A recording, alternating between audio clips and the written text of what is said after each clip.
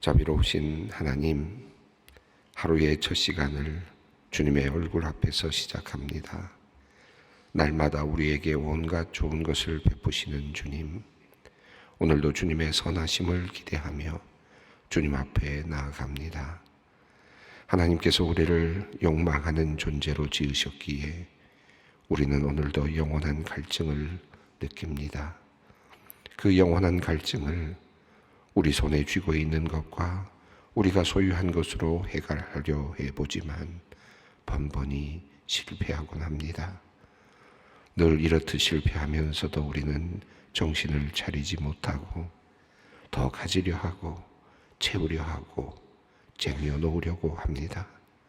하나님, 이 아침에 우리의 마음을 깔끔히 청소하여 주시기를 원합니다.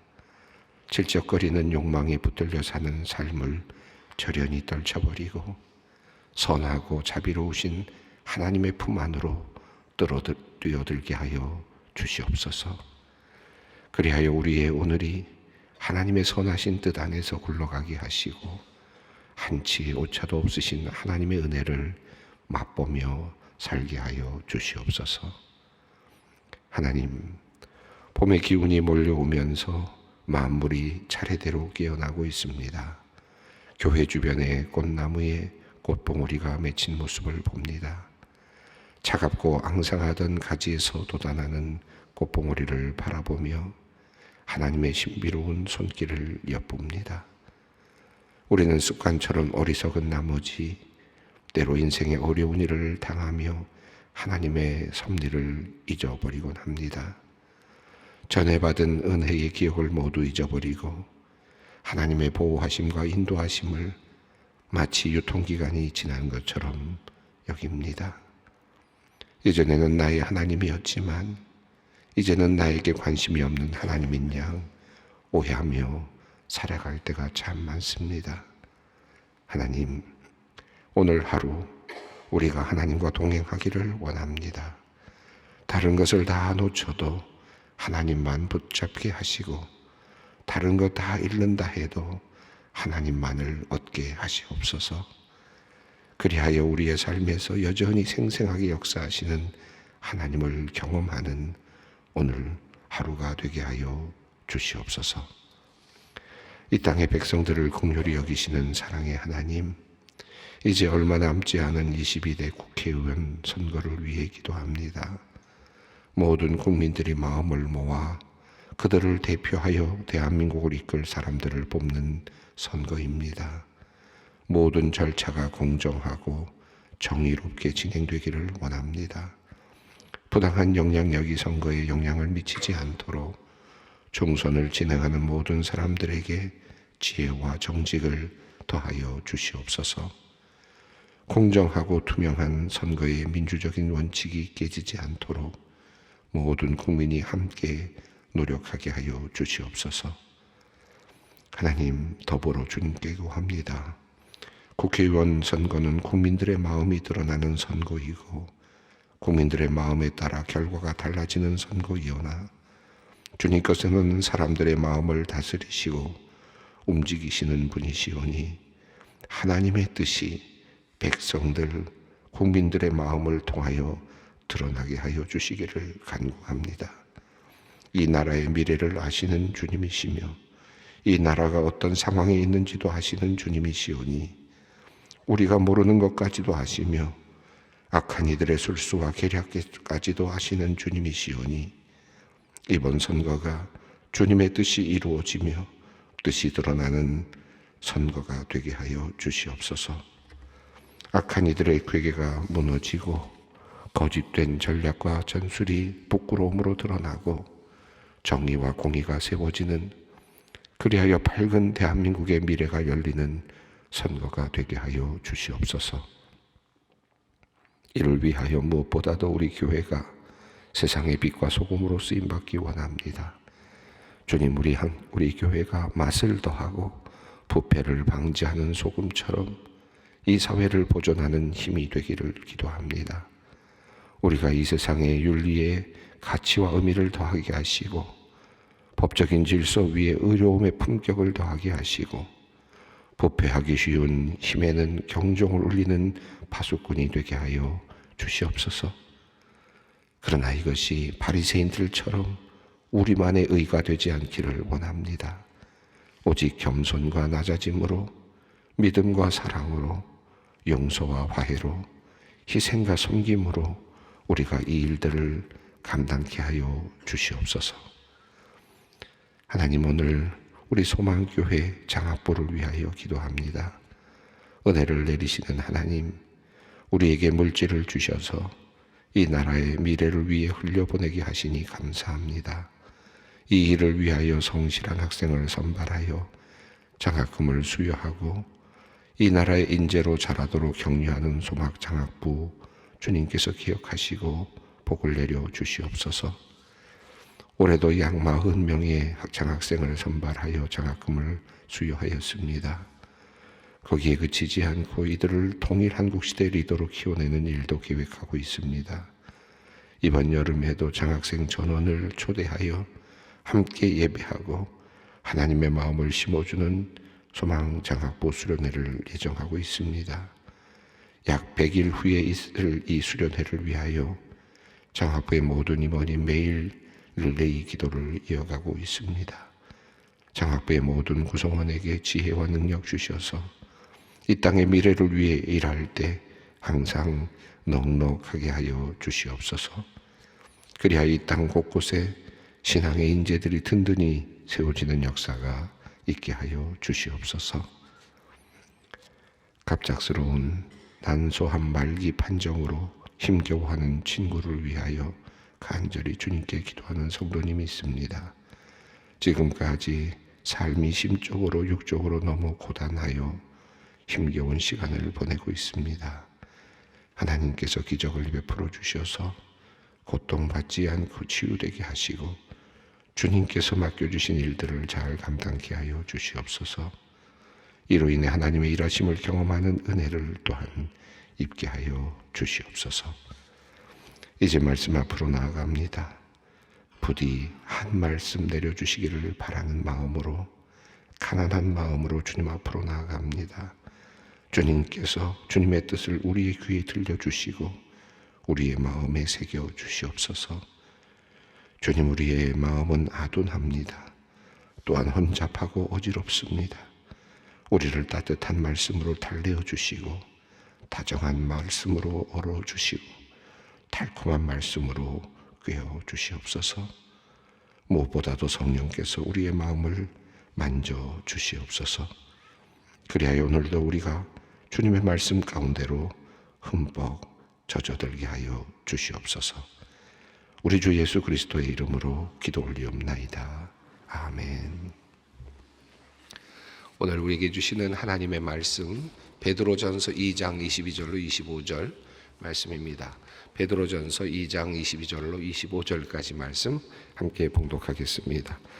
그는 죄를 범하지 아니하시고 그의 입에 거짓도 없으시며 욕을 당하시되 맞대어 욕하지 아니하시고 고난을 당하시되 위협하지 아니하시고 오직 공의로 심판하시는 이에게 부탁하시며 친히 나무에 달려 그 몸으로 우리 죄를 담당하셨으니 이는 우리로 죄에 대하여 죽고 의에 대하여 살게 하려 하심이라.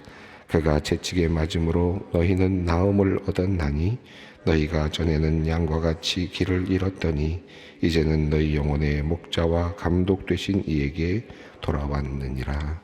아멘.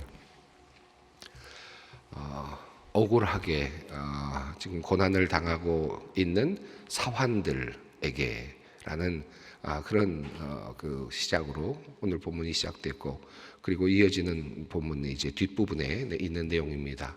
사환들아, 이제 순종하고 고난을 받더라도 그것을 잘 견뎌라라고 하는 그와 같은 메시지가 주어졌는데요. 이것은 앞서 나와 있는 모든 삶의 어떤 모든 그리스도인의 삶의 원칙에서 비롯된 것이었습니다. 우리가 나그네와 같은 인생을 살아가고 하나님께서 우리를 특별하게 택하셨기 때문에 고난도 하나님의 뜻 가운데 있다라고 하는 사실, 그리고 또 종으로 살게 된 것도 또 다른 의미에서는 또 다른 하나님의 뜻이 있다라고 하는 그런 암시가 들어있다고 할 수 있겠습니다. 이렇게 이어지는 이야기는 바로 오늘 본문이 있는 22절 바로 앞에서 이를 위하여 너희가 부르심을 받았다. 이 고난을 당하는 것이 하나님께서 부르시는 부르심의 이유이고 목적이기도 하다라는 사실을 말했고, 그리고 그리스도께서 이를 위하여 고난을 받으셨고 너희에게 본을 끼쳐 주셨다, 본을 보여 주셨다라고 하는 말씀으로 마무리가 되고, 이제 오늘 본문이 그 본문에 이어지고 있습니다. 예수를 믿고 세상에서 복을 받고 그리고 또 이 세상에서 성공할 것이다 라고 하는 그런 기대를 가지고 있는 사람들에게는 사실 우리가 읽고 있는 이 베드로서의 말씀은 가히 충격적이 아닐 수 없습니다. 예수를 믿는다는 것은 고난으로 들어가는 것이다. 그리고 고난이 예정되어 있는 것이다. 고난을 위해서 너희가 부르심을 받았다 라고 하는 이 말씀은 참 우리가 쉽게 받아들이고 쉽지 않은 그런 말씀이기도 하겠습니다. 고난을 위하여 너희가 부르심을 받았다. 이 말씀, 그리고 도리어 고난이 너에게 왔을 때, 특별히 부당하게 고난이 왔을 때, 너희가 죄를 지어서 고난을 받는 것은 당연한 일이겠지만 죄를 짓지 않았음에도 불구하고 부당함에도 불구하고 너희에게 고난이 왔을 때 기대해도 된다라고 하는 의미거든요. 뭔가 일어난다라고 하는 뜻입니다. 무언가가 일어나고 있다. 하나님의 놀라운 역사가 일어나는 것이니까 기대해도 된다라고 하는 그런 하나의 또 다른 고난의 의미를 우리에게 전해주고 있다고 할 수 있겠습니다. 자, 그러면서 오늘 본문은 그렇게 하셨던 그 모습의 그 대표적인 모습으로 예수 그리스도의 모습을 보여주고 있습니다. 예수 그리스도의 사건이 바로 그러했다는 것입니다. 예수 그리스도의 사건은 고난이 없는데도 불구하고, 죄가 없는데도 불구하고 고난이 있었던 대표적인 케이스라는 거죠. 그리고 우리 인간들은 누구나도 조금씩은 다 죄가 있죠. 아무리 우리가 깨끗하다고 하더라도 죄 없는 사람은 없죠. 그런데 예수님께서는 그야말로 죄가 없음에도 불구하고 고난을 받으셨다는 겁니다. 우리는 한 절반은 우리 죄 때문에 고난을 받고, 절반은 우리가 죄가 없음에도 불구하고 억울하게 고난을 받는다고 할 수 있을지 모르겠지만, 예수님은 완전히 죄가 없으심에도 불구하고 고난을 받으셨기 때문에 너무나도 부당하게 고난을 받으신 대표적인 케이스고, 그리고 유일한 케이스라고도 할 수 있겠습니다. 우리는 그 부분에 예수님에 비하면 우리가 감히 거기에 될 수가 없죠. 그러니까 예수님은 죄가 완전히 없으신 분이심에도 불구하고 고난을 받으셨다. 이게 대표적인 케이스입니다. 자, 예수님께서 고난을 받으셨던 이야기를 하면서 예수님께서 우리에게 본을 보여주셨다. 우리가 고난을 위하여 부르심을 받았다라고 하는 이 말씀은 고난을 위하여 부르심을 받았던 예수 그리스도를 한번 생각해 보면 너희가 그 의미를 알 수 있다라는 또 그런 뜻도 되겠습니다. 자, 예수님께서 어떻게 고난을 당하셨고 또 어떻게 모범을 보이셨는지 22절과 23절이 우리에게 말씀하고 있는데요. 한번 함께 읽겠습니다. 그는 죄를 범하지 아니하시고 그의 입에 거짓도 없으시며 욕을 당하시되 맞대어 욕하지 아니하시고 고난을 당하시되 위협하지 아니하시고 오직 공의로 심판하신 이에게 부탁하시며. 이 말씀은 이제 모범이 되신 예수님, 너희에게 모범을 본이 되게 하시기 위해서 본이 되시는 분이 예수님이시다라는 말씀에 대한 후속 이어지는 이 말씀이라고 할 수 있겠습니다. 이미 말씀을 드렸습니다만 예수님은 죄를 범하지 아니하셨다. 그리고 그 입에는 거짓도 없으셨다. 그리고 욕을 당하셨지만 욕하지 않으셨다. 그리고 고난을 당하셨지만 위협하지 않으셨다. 맞대어 대응하지 않으셨다. 어린 양처럼 그렇게 고난을 순순히 받아들이셨다. 인간적으로 보면, 세상적으로 보면 너무나도 미련한 듯 보이는 그런 대처 방법일 수도 있겠습니다. 누군가가 좀 위협을 하면 강하게 대들기도 하고 힘이 있는 것처럼 보이기도 하고 그래야 살아남을 수 있을 것 같은데 예수님께서는 그렇게 하지 않으셨다. 자기가 죄가 없다면 항변도 하고 맞닥뜨려서 뭔가를 해야 될 것 같지만 예수님은 또한 그렇게 하지도 않으셨다는 겁니다. 자, 예수님은 죄도 없으시고 거짓도 없으셨고 또 욕하지도 아니하시고 위협하지도 아니하시고 순순히 그 고난을 짊어지셨다라는 것이죠. 예수 그리스도의 십자가 사건이 우리에게 보여주고 있는 모습입니다. 자, 이것이 예수님께서 우리에게 보여주신 모범이다라고 하는 사실입니다. 다시 말하면 이것이 이렇게 따라와라라고 하는 그런 하나의 삶의 모델이라고 할 수 있겠습니다. 자, 이렇게 어떻게 우리가 살 수 있느냐? 어떻게 예수님처럼 우리가 살 수 있느냐? 그런데 예수님께서 그렇게 하실 수 있었던 한 가지 매우 중요한 그 원리가 있는데, 그것이 바로 뒤에 23절 마지막 부분에 나오는 거죠. 오직 공의로 심판하시는 이에게 부탁하시며. 예수님께서 이 모든 것을 그렇게 참아내실 수 있었던 것은 하나님을 믿었기 때문입니다. 하나님을 완전히 의지했기 때문입니다. 하나님을 완전하게 신뢰하였기 때문입니다. 그분은 공의로우신 분이시다 라고 하는 사실을 완전히 그는 알고 있었습니다. 그는 결국은 심판하실 분이시다. 하나님은 완전히 온전하게 심판을 하실 분이시다라는 사실도 알고 있었습니다.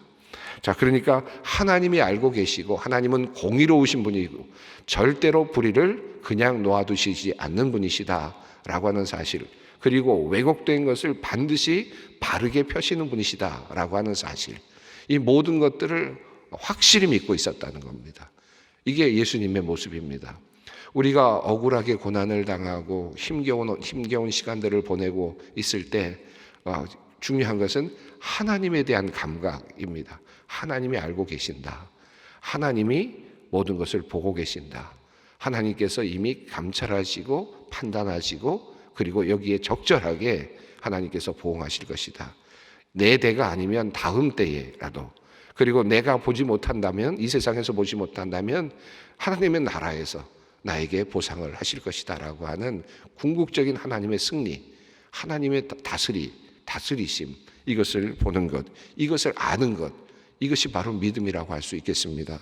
자, 그래서 고난을 억울하게 당함에도 불구하고 우리가 참고 그리고 끝까지 견딜 수 있었던 이유는 바로 하나님에 대한 그 감각이라고 할 수 있습니다. 이미 19절에서도 말씀하셨죠. 사환들아 라고 말씀하면서 이제 고난을 참으라는 말씀을 하시면서 하나님을 생각함으로 슬픔을 참으면 이는 아름답다. 하나님을 생각함으로 하나님이 계시다 라는 사실을 믿고 생각한다면 그는 아름다운 것이다. 이게 은혜로운 것이다 라고 말씀을 하십니다.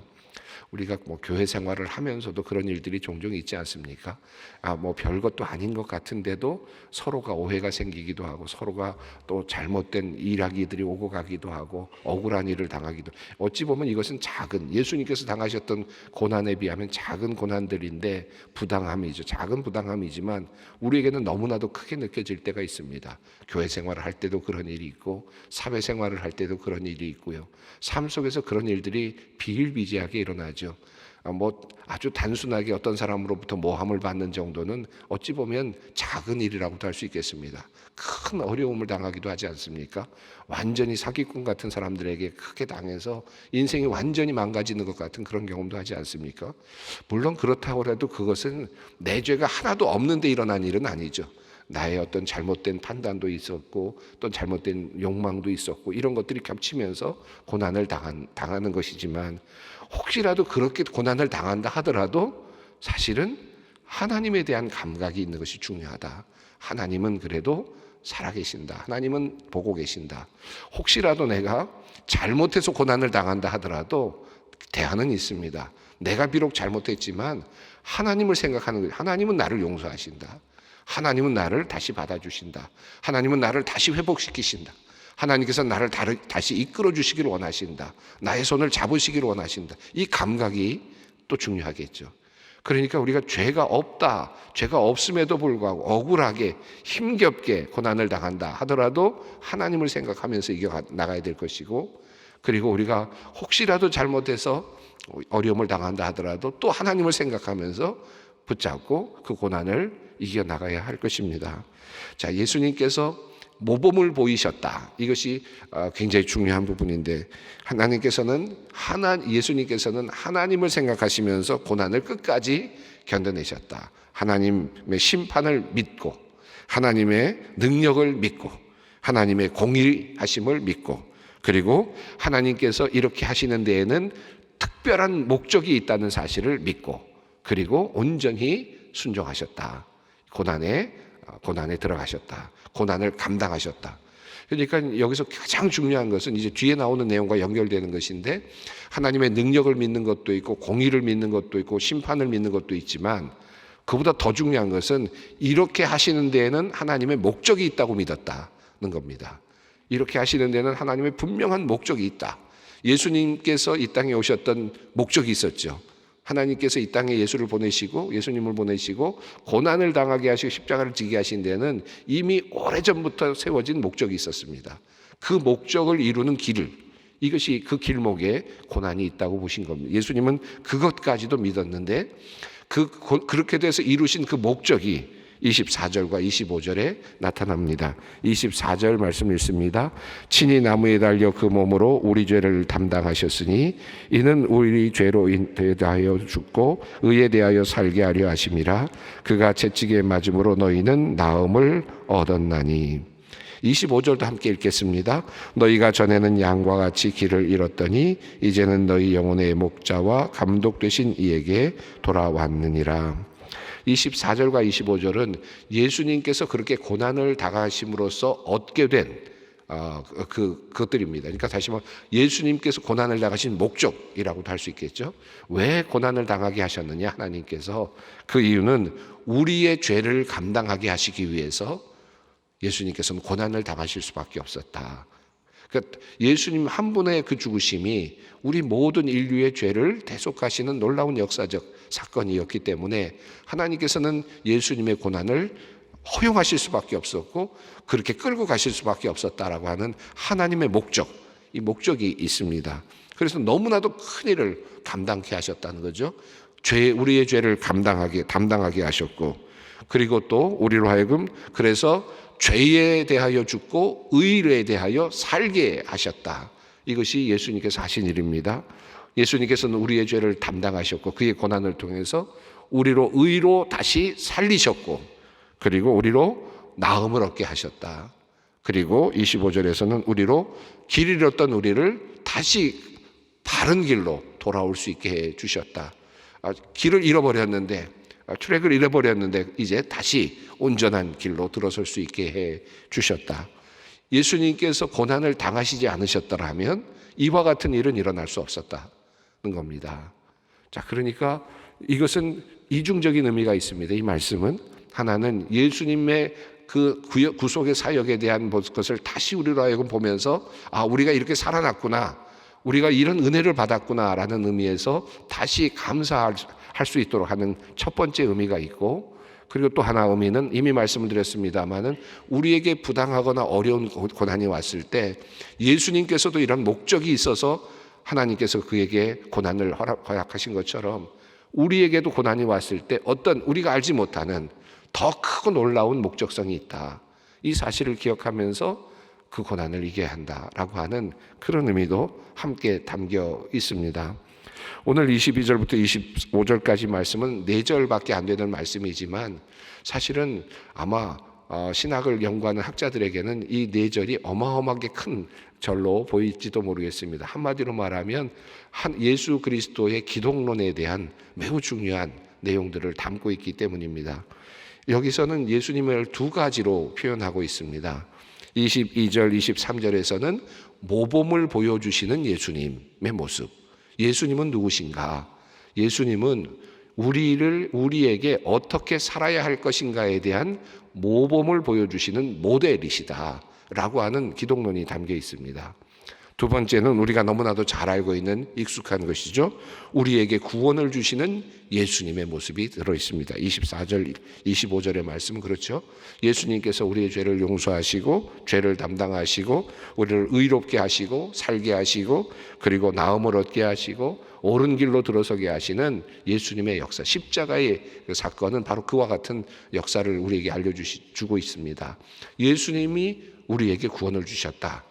우리는 항상 여기에 머물러 있습니다. 사실은 굉장히 중요하기도 합니다. 가장 중요한 것이기도 합니다. 예수님은 어떤 분이신가? 우리에게 구원을 주시는 예수님이시다. 이게 첫 번째죠.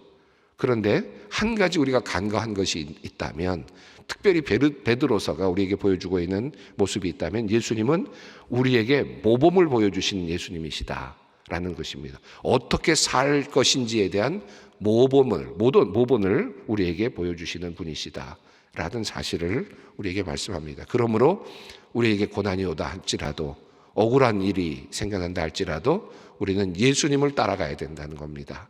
예수님의 길을 우리는 함께 따라가야 한다. 예수님께서 먼저 걸어가셨기 때문에, 그 길을 보여주셨기 때문에 우리는 그 길을 따라갈 수 있습니다.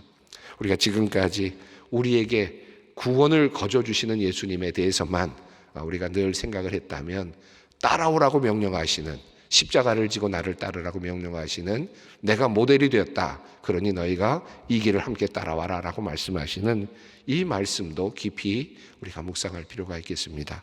특별히 사순절을 보내고 있는데 이 마음으로 우리가 어떻게 예수님을 따라갈 것인가, 그리고 고난을 당하신 예수님, 우리 앞에, 내 앞에 놓여 있는 고난이 있다면 그것은 무엇인가, 그리고 그 고난을 어떻게 나는 이길 수 있는가, 우리가 함께 예수님을 바라보면서 그 길을 함께 따라갈 수 있기를 바랍니다. 함께 기도하겠습니다. 하늘에 계신 우리 아버지, 아버지의 이름을 거룩하게 하시며 아버지의 나라가 오게 하시며 아버지의 뜻이 하늘에서와 같이 땅에서도 이루어지게 하소서. 오늘 우리에게 일용할 양식을 주시고 우리가 우리에게 잘못한 사람을 용서하여 준 것 같이 우리 죄를 용서하여 주시고 우리를 시험에 빠지지 않게 하시고 악에서 구하소서.